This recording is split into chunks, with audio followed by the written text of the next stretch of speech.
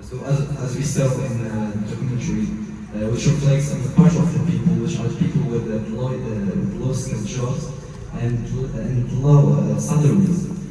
Those kind of people get kind of, I will say, discriminated in their jobs. You know, they can get to some violence and to some problems with other people who can have a higher value in the same workplace. And the problem is that they can work more hours than those people. However, Number 7. I totally agree with you. The documentary has shown that a lot of people are kind of working to the bone, and even though they work very hard, they don't get like the salary they work. So this led to a lot of workers that quit their work and replaced them by the. So I totally agree with all of you, but I want to clarify the point is that working under wage can be kind of normal.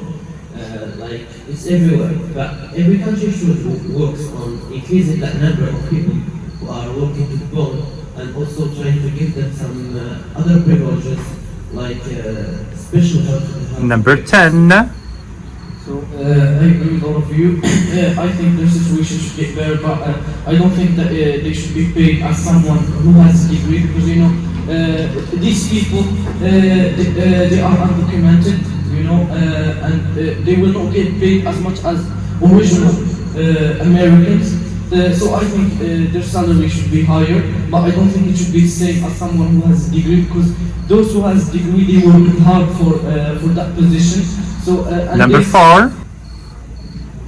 So first, like I want to say, I appreciate your perspective, but unfortunately, I personally disagree with you. You will say, why? Because what you're speaking about is specific category of people who has already got work. But for us, or let's say, when I make comparison between USA and Morocco, for us, we're suffering from a very serious phenomenon, which is unemployment. People they are unable to get a job. You're speaking about people who are underpaid, so no one can deny that, because you base your information on one of the most important documentary about for our case.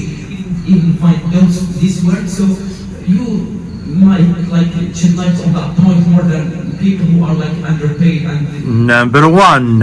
So actually, I thank you for all your opinions, but what we can say that you were, like the majority of you was speaking about specific cases, but the movie was all about working.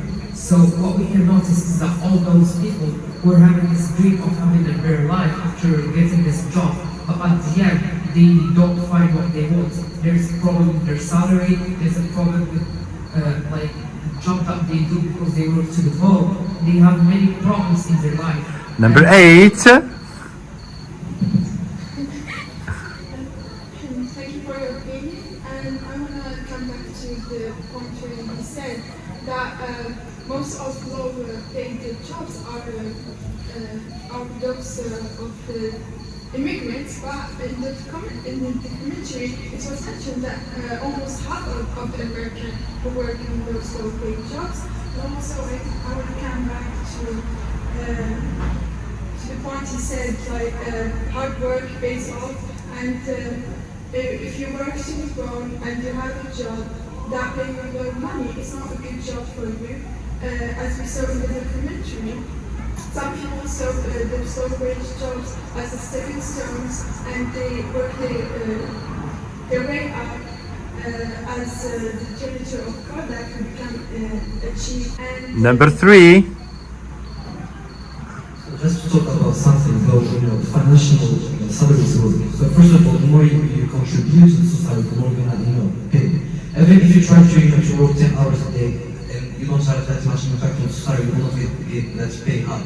However, we can see that people can work just 4 hours a day, but get a high salary. Why? Because they have a high contribution in society. However, for the low-skilled jobs, it depends on the government. The more they want to make their economic higher, they can just try to make it lower. So, are we going to blame the government for that or not? That's a debatable subject. Just to come back to the point of Yasin, we spoke about janitor who became the chef at your company in Kodak. Do you think that you can just take one person and make an example for all of them? Because as she said, all of Americans work in low skill jobs. you know, and we just show to one person like an example for all of them. So that doesn't mean that the other will just like you. That's something that you cannot deny. Number 5. Okay, so thank you for your for the information you offered. But I want to raise another point, another viewpoint. Do you not think that this documentary corrected our vision on America? So everyone here knows that USA is one of the most strong countries in terms of economies and stuff. But actually, this documentary shed a light on the black side of America by giving it as a very showcase that which is that 60% of Americans are suffering from same situation. Like the example was like Alabama and you name it. So, do you not think that American, like even or like USA as a country, even if it is like that strong country, but it still faces that those, let's say, simple problems? Because actually working, you can find work whenever you can find work. But for America, like, and you know, like Americans are just like the example from like give an example of Australia, you will say America. Number 2. 10.